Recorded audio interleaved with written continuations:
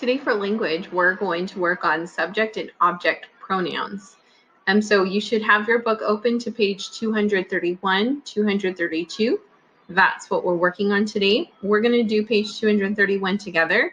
You will do page 232, take a picture, scan it, or type in your answers and submit it for language credit. Woo, it's getting late. I'm getting tired. Okay. So if you look at page 231, it says subject and object pronouns. A pronoun takes the place of a noun. So we know that a noun is a person, place, or thing or idea. So a pronoun takes the place of that person, place, thing, or idea. A subject pronoun, I'm going to underline this so we know where it's at. A subject pronoun is used as the subject of a sentence, which makes sense.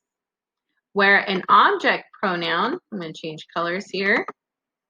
An object pronoun is used as the direct object of a verb or as the object of a proposition.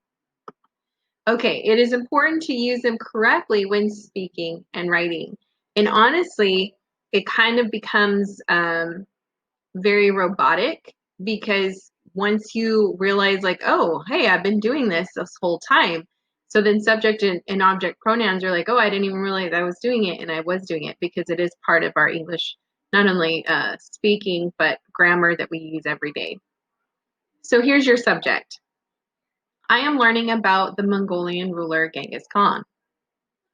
The direct object of the verb is the Mongol people admired him. The object of proposition is the fearsome warrior was a hero to them. This fearsome warrior was a hero to them. Okay, so now let's look at some more subject and object pronouns that can be singular or plural.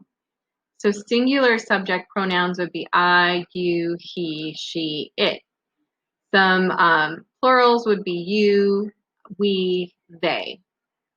You have object pronouns that would be singular would be me, you, him, her, it, or plural would be us, you, and them. A pronoun can be part of a compound subject or compound object. Compound subjects, I'm going to underline this in case we need it later. Compound subjects and objects are made up of two or more nouns, pronouns, or both. If the pronoun I or me is included, it usually comes last. For instance, in your compound subject, Trisha and I are reading about ancient China. Or your compound object, the teacher assigned the topic to Fred and me. So you see how it has come second with, I'm going to circle it here second, and here it's second. So when we're using it as a compound, that means you're combining it with another noun. So in this case, it's Trisha is the other noun and I, or it's Fred and me. So if it's a compound subject, that means your sentence is about Trisha and I, or it's a compound object where you and Fred are just included into the sentence, but you're not the subject of the sentence. The subject of the sentence is the teacher. Okay, let's go down to do some practice with this. We're going to cross out each underlined word or phrase. Above it, we're going to write the correct subject or object pronoun to replace it. So let's just read the paragraphs first. So we have many historians have written about Genghis Khan. Often these historians describe Genghis Khan as a cruel warrior who captured land for the people of Mongolia. However, this fierce leader also united the people of Mongolia. Second paragraph. Trisha became interested in the Mongolian Empire, and her and me wrote a report on the empire. Fred helped Trisha and I on the research. Fred and me and Trisha learned a lot. Can you already tell some of the things that are wrong here? Okay, so hint. We should always read the hints when they give them to us. The pronouns it and you can be used as either a subject or an object, but all other pronouns are used only as a subject or an object. Be careful to use them correctly. Okay, so let's look at the first sentence. Many historians have written about Genghis Khan. There's nothing underlined here, so we don't have to worry about it. The next sentence, often these historians describe Genghis Khan as a cruel warrior who captured land for the people of Mongolia. So how can we change these historians to what pronoun? So these historians is plural, okay? And it is the subject. So we're going to cross this out and we're going to type in, let me change our text size so it'll fit. Okay, and then we're going to type in above it, what should we replace these historians with? They, right? So I'm going to put no capital because this is not the beginning of the sentence. So they describe Genghis Khan as a cruel warrior who captured the land for the people of Mongolia. So we're now going to change Genghis Khan. So I'm going to X out Genghis Khan. And now we're going to use a pronoun to replace Genghis Khan. So I'm going to use my text box. Let's make it just a little bit bigger. I feel like that was really small. There we go. And let's click above him. And we're going to type in, what are we going to use to replace Genghis Khan with? Is it a subject or object pronoun? And it's only one person, so it's going to be singular. And he is an object pronoun, so we are going to type in him. Now, let's make sure that sounds good. So often they describe him as a cruel warrior who captured land for the people of Mongolia. Yeah, that sounds great. Okay, let's move on. However, this fierce leader also united the people of Mongolia. All right, so we're going to cross off fierce leader. And what do we put in its place? I'm going to put a text box. I'm going to put it over this one right here.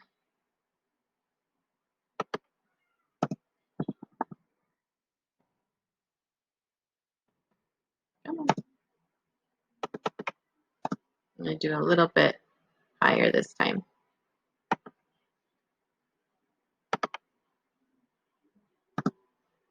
Try that again. Okay, did you have time to think? Because I felt like I gave you a lot of time to think. Okay, so the fierce leader now becomes, if we look at our singular, right? Singular subject pronouns, it becomes he. So, however, he also united the people of Mongolia. So let's cross off Mongolia, the people of Mongolia, excuse me, and we are going to replace it with, so this is plural, okay, and this is the object pronoun. So if we're going to change it to an object pronoun, it is going to become them. Okay, so we have, let's read it just to make sure it sounds good. Many historians have written about Genghis Khan. Often they describe him as a cruel warrior who captured land for the people of Mongolia. However, he also united them. Yeah, absolutely. It still makes sense because Genghis Khan was introduced in the very first sentence, so we know who they're talking about. Okay, let's do the second paragraph. Trisha became interested in the Mongolian Empire, and her and me wrote a report on the empire. Okay, so her and me. I'm sure you can tell that just does not sound right. I'm going to cross off her and me, and we're going to put in something different because that just doesn't sound good. Because we're talking about more than one person, this is now becoming a compound. And this is going to be a compound subject. Okay, so instead of her and me, it's going to be She and I. Yeah, she and I. Or because it's two people, you could use we. Either one would work. So I'm going to put she and I. She does not need to be capitalized though because it is not the beginning of a sentence. So she and I. And then I'm going to put or we. Let's see if it sounds good. Trisha became interested in the Mongolian Empire and we wrote a report on the empire. Or we could do Trisha became interested in the Mongolian Empire and she and I wrote a report on the empire, which actually sounds a lot better.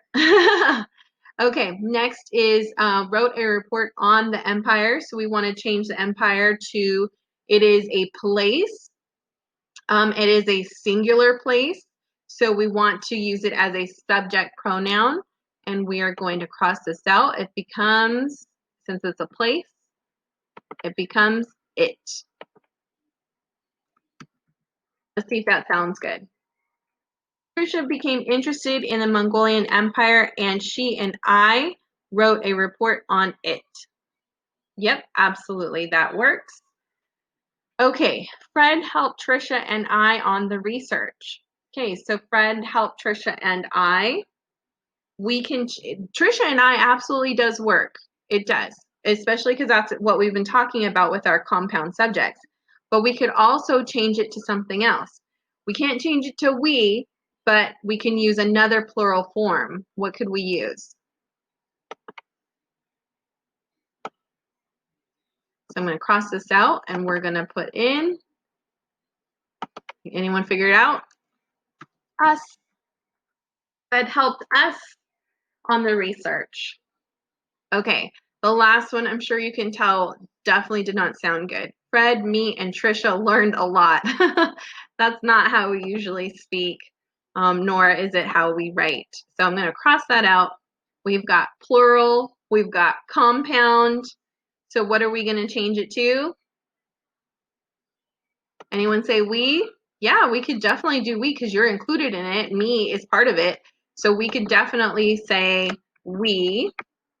Or we could name everybody, but remember a part of our compound rules is that I or me needs to come at the end. So we could say Fred, comma, Trisha, and I learned a lot. So you could do we or Fred, Trisha, and I. We're going to read both of it, both sentences to see which one you guys like. We learned a lot. Absolutely sounds good. Fred, Trisha, and I learned a lot. Yep, sounds good too. That works. Okay, now that we've done this together, you are going to do page 232. This is what it looks like. There's 5 multiple choice questions. You are going to work on those on your own, and you are going to scan, take a picture, and turn this in. Absolutely use our notes that we've used from page 231, what we've done together, our highlighted information, as well as the chart to answer the questions, okay? Make sure you're doing the best that you possibly can based off the information you were just learning about subject and object pronouns. If you have any questions, contact me.